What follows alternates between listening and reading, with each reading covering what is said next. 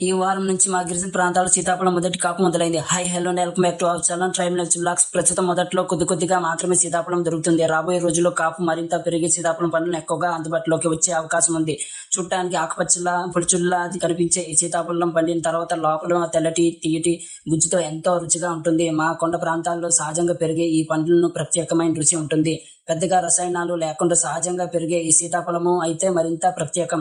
పండు బాగా పండినప్పుడు గుజ్జును తినవచ్చు, కానీ లోపల ఉండే నల్లటి గింజలను మాత్రం తినకూడదు. ప్రస్తుతం సీజన్ ప్రారంభం దశల్లోనే ఇన్ని సీతాఫలాలు కాస్తున్నాయి. మరి కొన్ని రోజుల్లో గడిస్తే చెట్లన్నీ సీతాఫలం కాయలతో నిండిపోయే అవకాశం ఉంది.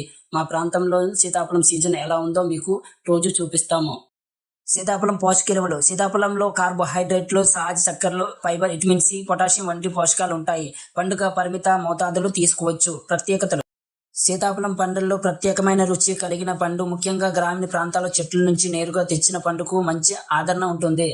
మరిన్ని వీడియోల కోసం లైక్ చేసి సబ్స్క్రైబ్ చేయండి.